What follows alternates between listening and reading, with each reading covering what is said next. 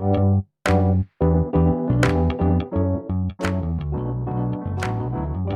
by Riverside.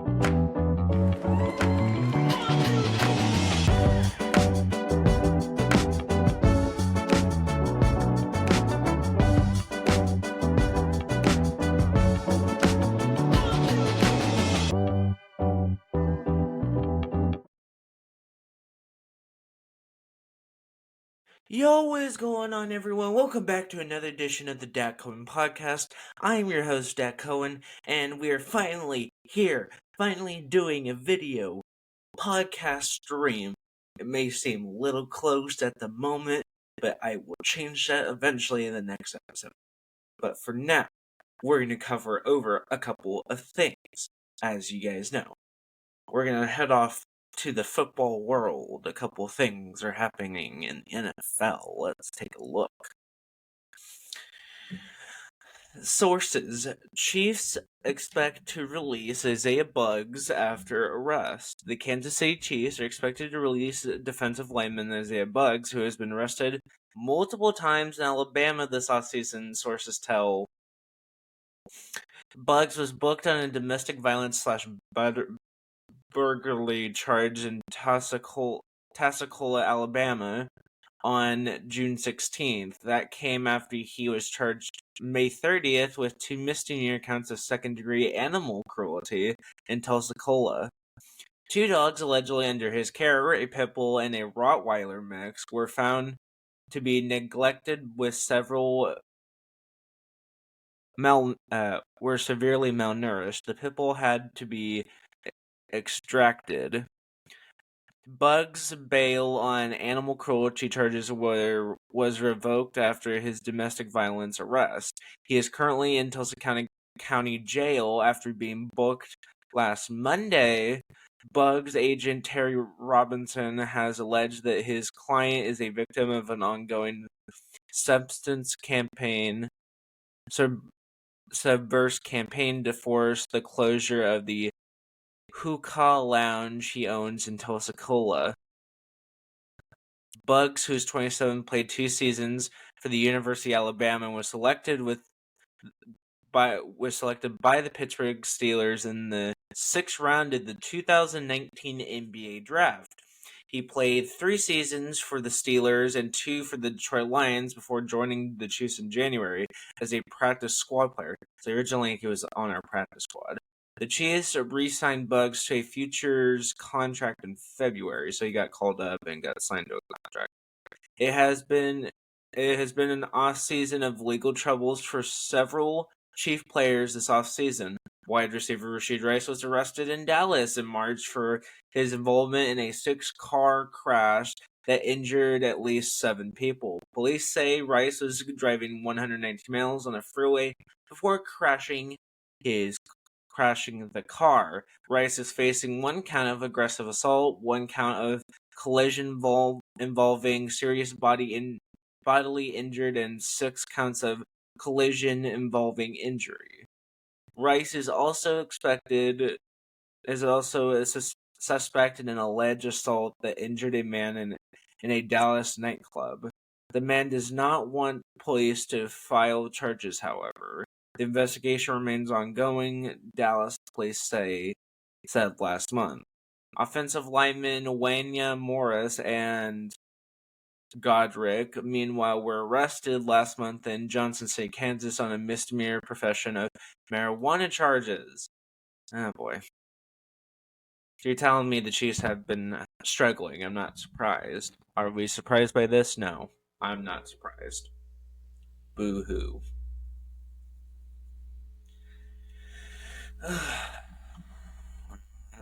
That's part of it. Let's see what else is there.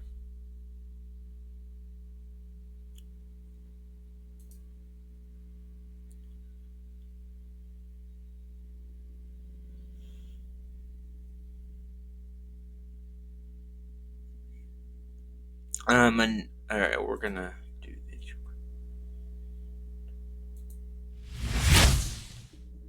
Okay, going to another part of the NFL, this time instead of in Kansas City, we're heading over to Green Bay. Green Bay Green Bay Ed Ed policy to succeed Mark Murphy as Packers president in 2025. Green Bay Packers Chief Operating Officer and General Counsel Ed Policy, I can't believe his last name is Policy, will take over as the team president and CEO next year following the retirement of Mark Murphy. Policy, son of former San Francisco and 49ers and Cleveland Browns president Cameron Policy, will assume the role when the NFL's only publicly owned franchise holds its shareholders meeting in July 2025. Murphy, the Packers president and CEO since 2008, reached the mandatory age 70 in July 2025. The Packers announced that their board of directors unanimously elected Policy on Monday after a search committee recommended him. Policy 53 joins the Packers as a vice president and general counsel in August of 2012 and was promoted to CEO of January of 2018. Congratulations, Sad, on a well-deserved promotion to what I believe is the most unique and meaningful position in the world of professional sports, Murphy said in a statement. Ed has been a tremendous asset to the organization during his 12 years here and has been gratefully instrumental in our success. Murphy said he and Policy will continue to work closely together to ensure a smooth transition of employees, players, and fans. Policy was the Arena Football League Commissioner, President, and CEO from 2008 to 2009. He was with the AFL from 2001 to 2009 and in variety of roles. He also was an NFL Executive Council from 2009 to 2010. He practiced law in San Francisco 1994 through to 1999, Cleveland 1999 to 2001 before getting into football administration.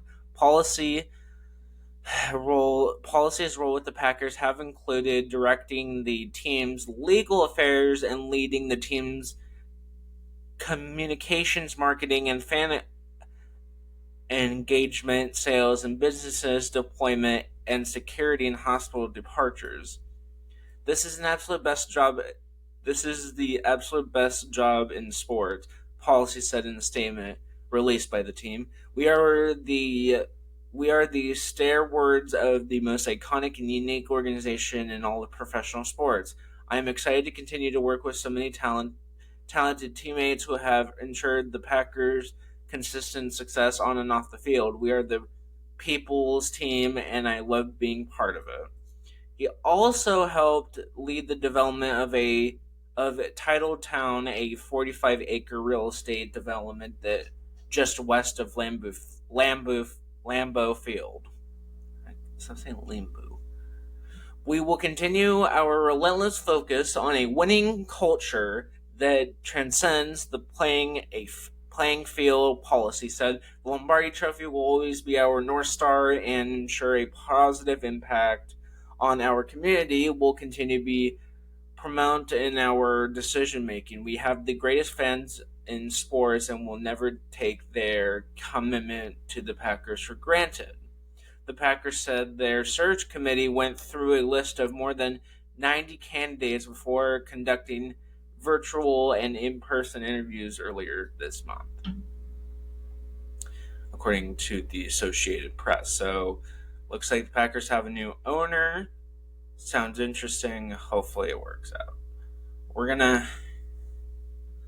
We're now going to head over to the NBA. We got a couple things to cover over here in the NBA.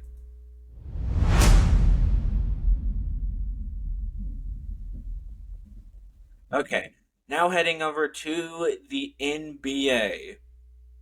Cleveland Cavaliers are hiring Kenny Atkinson as the franchise's next head coach. So after firing J.B. Bickerstaff, the Cleveland Cavaliers have found their guy for hopefully the future. But we'll see.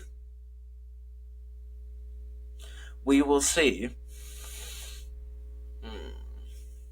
The sides have started working on a contract. A deal is expected to be reached soon. Sources say the Cavaliers processed ha- the Cavs the Cavaliers process has been parted down to Atkinson and New Orleans Pelicans associated head coach James Ringo.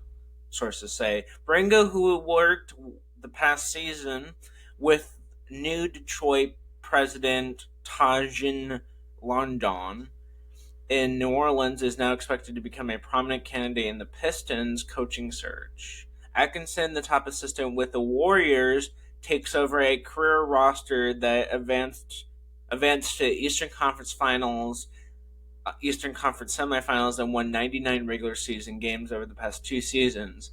He joins an organization that includes two key players who blossomed during his tenure as the Brooklyn Nets coach, Jared Allen and Karis LeVert. Cavaliers president basketball operations Kobe Elman and general manager Mike Grinsky are especially eager for Atkinson's reputable player development program to impact young center Evan Mobley, sources say. Cleveland's off-season priority turns fully to securing all now it turns to securing all guard Donovan Mitchell on a contract extension. He has 1 year left before he can exercise an early termination option. Atkinson was 118 to 190 in 3+ years, with the Nets entering a full rebuild and showing improvement each season until he resigned after an injury-plagued 2019-20 season.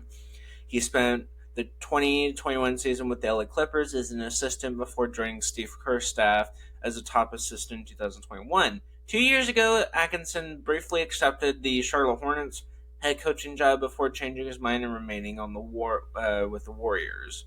Atkinson spent 9 seasons as an NBA assistant, 4 with the New York Knicks, 3 with the Atlanta Hawks, before returning to assistant coach rankings with the Clippers and Warriors. So now, Cleveland has a new head coach. There he is. We'll see what happens next. We'll see what happens next with another head coaching job. Let's see here. Another thing that's happening in the NBA. Toronto Raptors All-Star guard Scottie Barnes intends to sign a 5-year maximum rookie extension that could be worth as much as $270 million, sources tell on Monday. Barnes' agent Bill Duffy of WME met with Toronto executive Marcia Urgi and I'm just gonna say Urgi and Bobby Webster on Sunday, and the sides intend to have a signed deal with the league's moratorium ends on July 6th, sources say. The deal, the richest in Raptors history, guarantees Barnes $225 million and would escalate to the super maximum should make an NBA All-NBA team, All-Defensive team, or earn MVP honors. The deal is a statement that Barnes is intended the franchise player and the young star the organization plans to build its future around. Barnes, who turns 23 in August, made his first All-NBA appearance this past season and averaged 19.9, so 20 points, 8.2 rebounds, 6.1 assists, 1.3 steals, and 1.5 blocks. Barnes and two-time Milwaukee Bucks MVP Giannis Antetokounmpo were the only NBA players to average at least 1 per game in all 5 of their statistical categories according to status. Barnes became the first Raptors player with 1,000 points, 75 steals, and 75 blocks in a season since Chris Bosh in 2005. He also led Toronto in total points, rebounds, assists, blocks this season, despite missing the final 22 games with a broken hand. Barnes was the 2022 NBA Rookie of the Year, going 4th overall in the 2021 NBA Draft. Interesting. That is sure to be interesting. Let me see anything else. Let's see if Luke said anything. I don't think he does.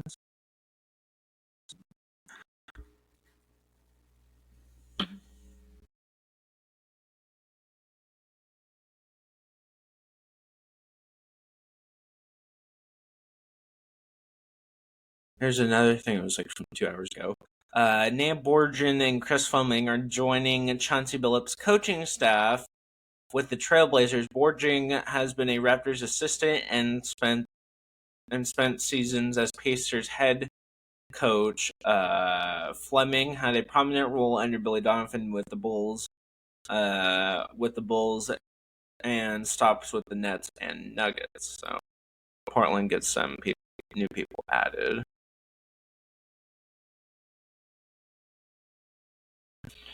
Longtime NBA executive Tori Weaver is joining the Washington Wizards front office as a senior advisor.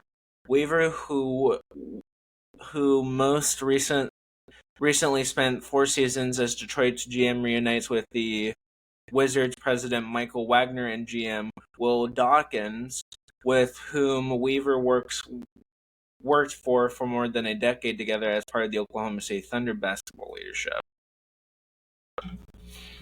Interesting. Phoenix Suns center Drew Eubanks is declining his $2.6 million player option and entering free agency. After signing a 1+1 deal with the Suns, Eubanks averaged 5.1, 4.3, and 75 games.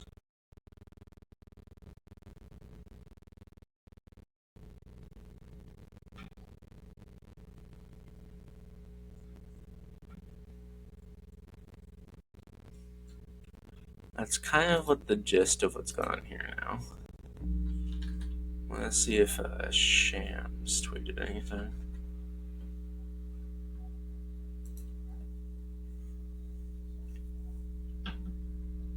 I don't think so. Nets forward Keita Bates-Diop has exercised his $2.65 million player option for the 2024-25 season. Okay. Cavaliers work to secure two fronts. Cleveland is confident about reaching a contract extension soon with Donovan Mitchell and is in the final stages of deciding its new coach, according to sources.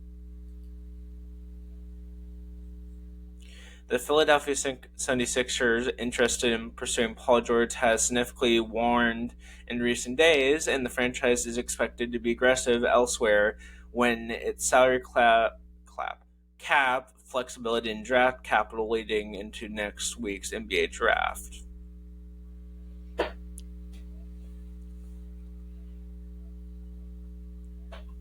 Okay, so nothing all that new, but something.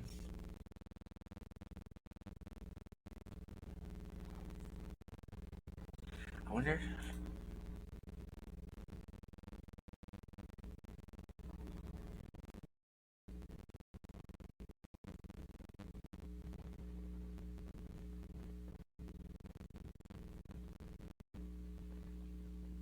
Okay.